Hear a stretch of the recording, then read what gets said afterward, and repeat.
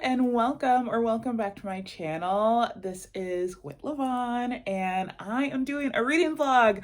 I have missed doing reading vlogs. I've missed reading, but I've missed doing reading vlogs, and I have a rule for myself that I don't read while I'm writing because I don't want any like overlap accidentally. So I am taking a break from writing, well, editing right now. So it is finally time to read this beautiful babe. Oh, I should go get book one. Hold on. Okay, so earlier this year, I read All Superheroes Need PR by Elizabeth Stevens. It's beautiful.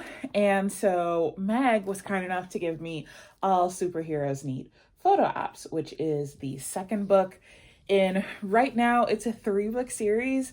I really hope there's more than 3 books. But anyway, it's the second book in the series. So of course, obviously there's going to be no spoilers for this book in this video, but I am going to proceed as if you have already read this book. But before you go, if you haven't read this, because you don't, I'm going to be spoiling things in this book, but if you haven't read this yet, before you go, let me tell you a little bit about this. So this is a book set in our world, except that there are aliens who came in pods as children. They were just dropped onto Earth, on the planet, in random places, and some of them had powers, some of them didn't. But the government like scrambled for 6 months trying to figure out what do we do with these random alien kids who don't remember who they are, don't remember where they came from. And so they put some of them with host families. Some kids were a little too rambunctious to be with regular humans. So they were kept at government facilities. And so now these children are adults, and some of them have kind of sectioned off and become villains, but villain as in like it's a company, like the Villain Network. I can't remember exactly what it's called here. I'll remember it once I start reading, but like a villain network. So then the government made a hero network to combat that. So there are some aliens that are villains, some aliens that are heroes, and then there are some aliens who are like undecided, or like they, like they just want to stay out of it.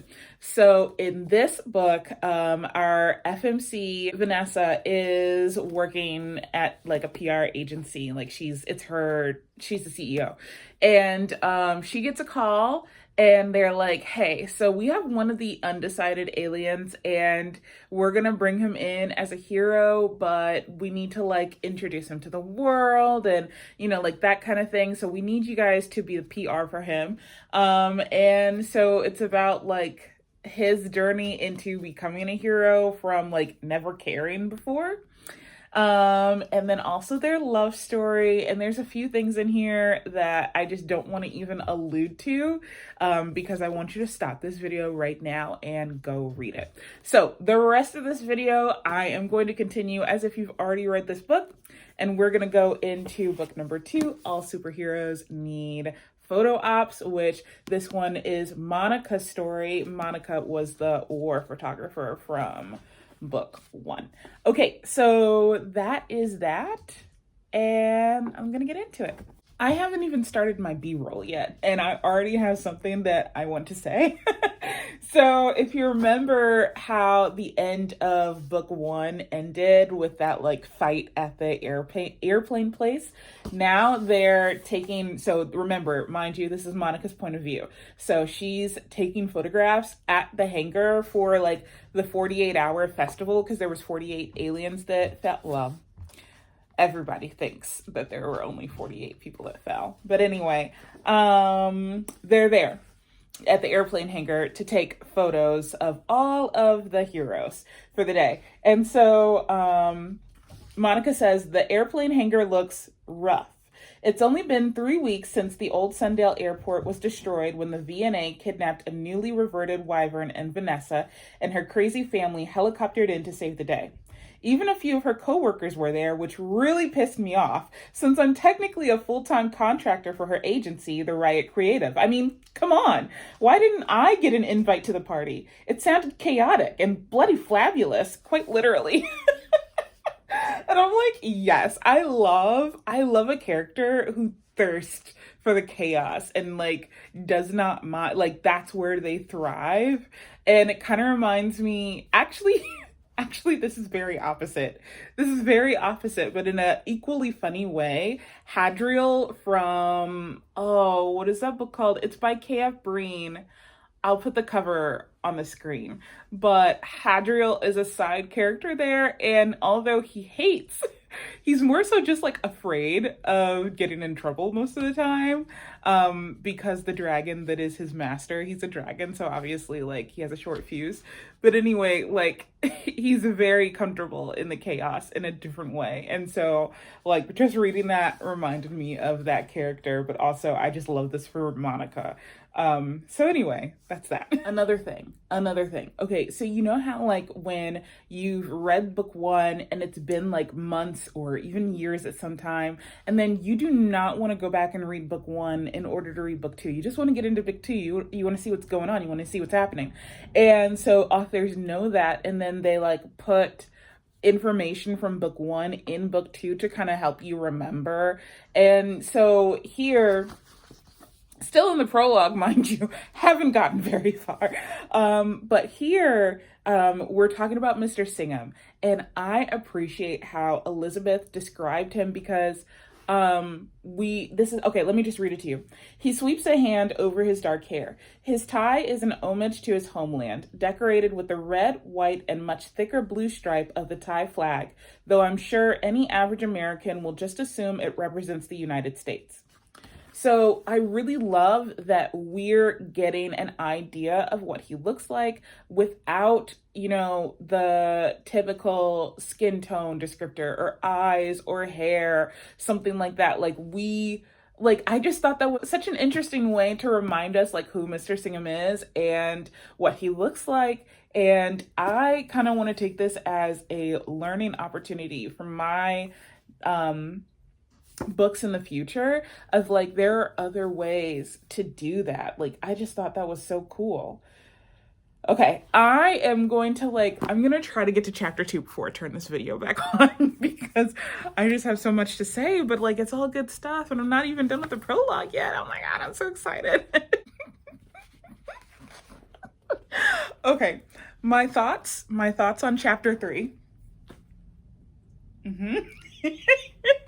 Chapter 3 is literally one line. Chapter 3, that's just crazy. But chapter 2 is why chapter 3 is the way that it is.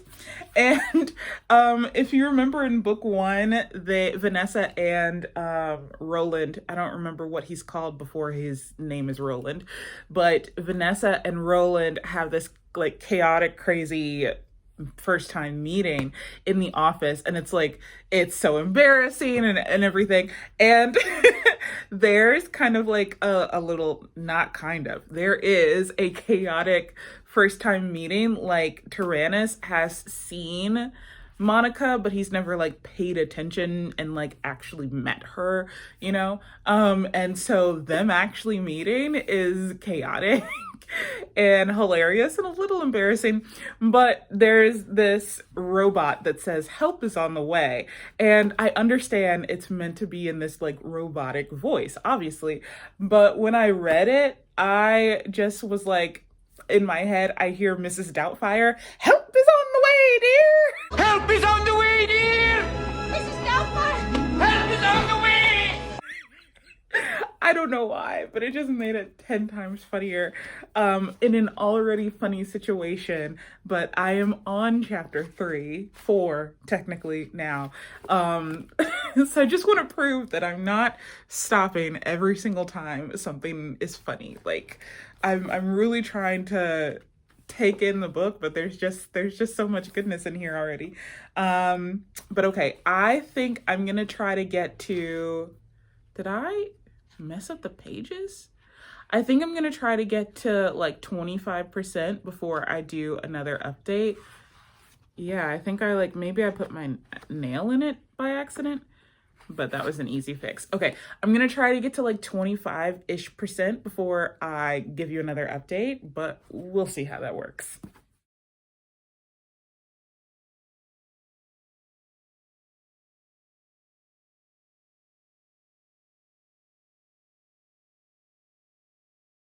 I have lots to say. I have lots to say. So I accidentally read to 28%-ish. And I was two in it. And then I looked up and I realized, oh my gosh, I need to update you guys. So first of all, there's a little fake dating happening. Ooh, we love that. But also, so the Marduk is back on the scene. And that's fine. That's fine. We hate him, but that's cool.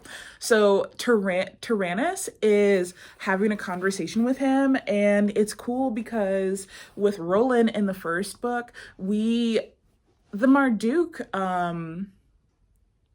like I remember they were in a building, and then the Marduk came and like Roland had to like jump out the window and go fight him. But we don't see them talking. So it's interesting because like Roland was undecided prior to book 1, whereas Tyrannus has been on the scene. Like he's not new to this, he's true to this. So there's a different dynamic between him and the Marduk than there was between Roland and the Marduk. So we are seeing that. The tea is hot. The tea is piping hot. I will say that. Also, Tyrannus is definitely an a-hole. For sure. Like, there's no question about that. Ease up on my girl, Monica. Dang. Like, but I love a good fake dating. I love a good fake dating. So I'm gonna get back to reading and I will come back to you. I was gonna say 50%, but I don't know, man. I don't know. I'll come back to you eventually. Every time I think I'm done with my updates, I have something else to say. So I'm on page 90, and so Tyrannus and Monica have gone to like a Korean event where Monica is not like the star, but she's definitely being like respected and appreciated for coming. And so Tyrannus is her date for the night. And I'm trying to think like where I should start this. So Monica goes, "It's strange. I'm so overwhelmed by the rich tradition and the decadence of the place that I've almost forgotten that I hate the dude and that my real mission for the night is to spoiler. But first, tteokbokki, spicy rice cakes." And I'm like, girl, I feel you. Because if it was me and they had those red bean cakes, whatever it is that I'm meant to be doing is gonna have to wait. Give me like 3 of them. Give me 3 or 4. So like, I'm like, girl after my own heart. I just had to share that.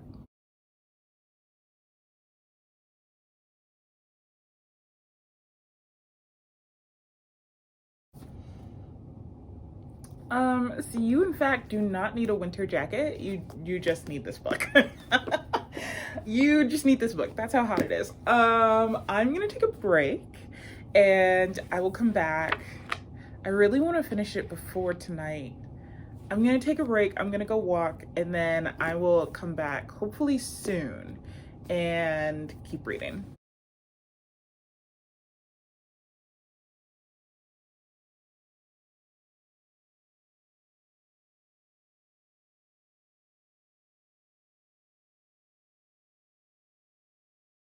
Hey.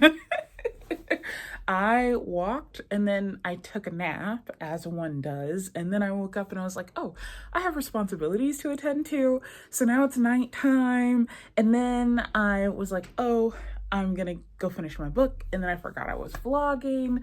So I'm about 50% in, and Monica is about to go meet the Marduk, and we all know that's not gonna go well. But yes, I was like, anytime like a book gets stressful, I automatically like want to procrastinate, and then that's what I like set the book down, and I was like, oh, I was vlogging. So that's what reminded me. But yes, so let's get back into it. Wow. This right here is why I love Elizabeth Stevens. I'm on page 165 and Monica just called her safe word. And I love getting to see aftercare on page, but I also love getting to see like the not even necessarily duality, because Tyrannus, I don't want to spoil anything, so I'm just gonna continue to call him Tyrannus, but Tyrannus is still his grumpy self. His personality has not changed. And I think that's also important because sometimes like a person will call their safe word in a book and it's a complete flip, and it's like, I'm not asking you to be a different person.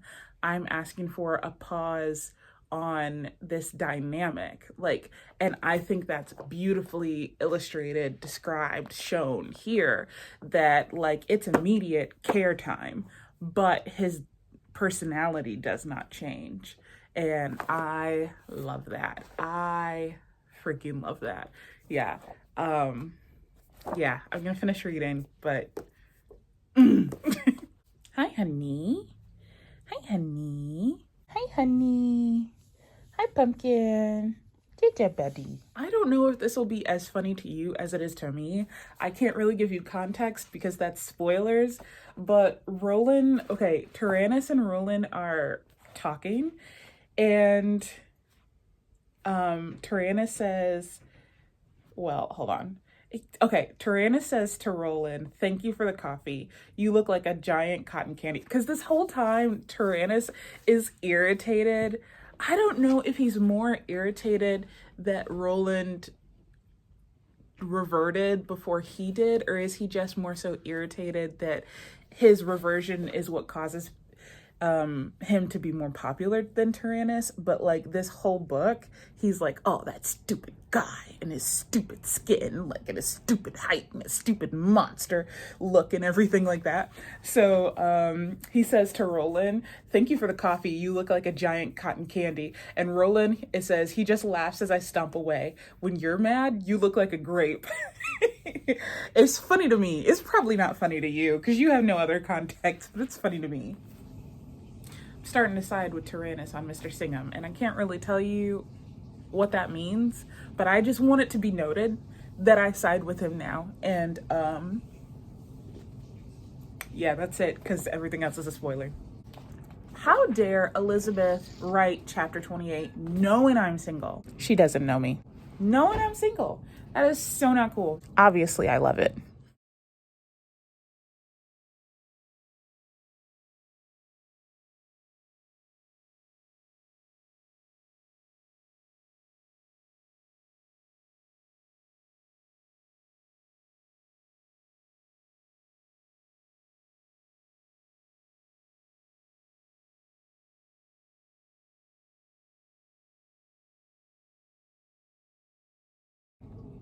Chapter 30, which was the last chapter, chapter 30 was fan-freaking-tastic, and I love the epilogue.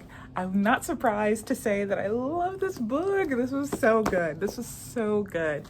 I want to do like some takeaways. I mean, first of all, I said this earlier, but I hope that there are more than 3 books.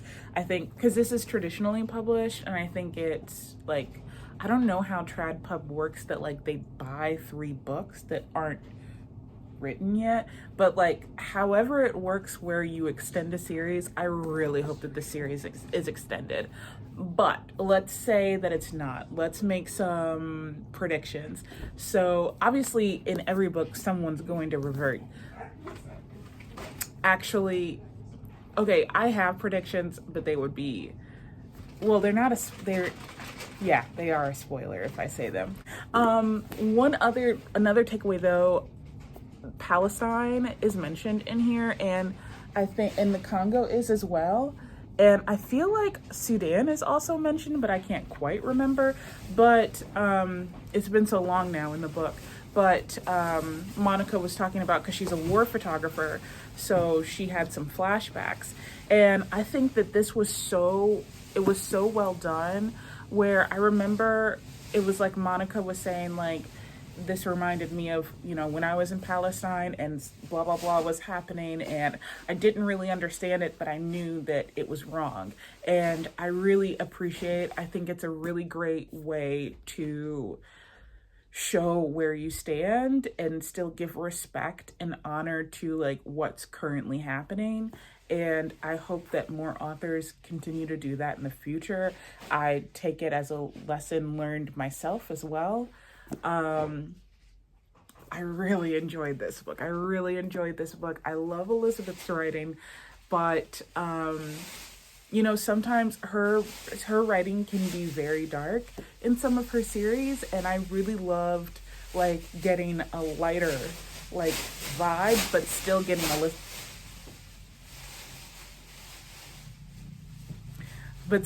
the Elizabeth Stevens that I know and love. I feel like her writing style did not change. Like, I can still tell that this was written by Elizabeth Stevens. It's just not as dark, you know? So I absolutely super enjoyed that.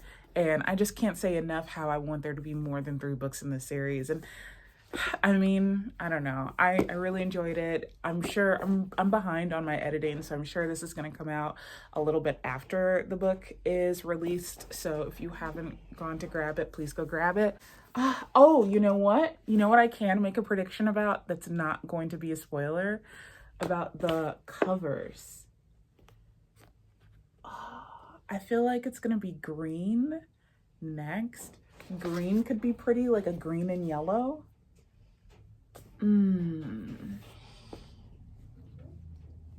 Or it might be an orange. No, I feel like green. Because this fades into this, but this would easily fade into a green. Okay, so that's a prediction I can say that has no spoilers in it. I'm gonna predict that the 3rd book cover is gonna be green. Okay, with that, I hope you have a great day. I hope you've enjoyed this reading vlog. It's so fun. I don't do arcs. Like, I don't take arcs anymore, but I couldn't pass up on this opportunity, especially with it being a physical one. But I don't get to do this so often anymore, so it's really nice to get the opportunity to do this. I hope you enjoyed the video. I hope you have a great day. I hope you know that you're loved, or not for who you do, not for who you do. Not for what you do, but for who you are. And I'm gonna end the video right now. Bye.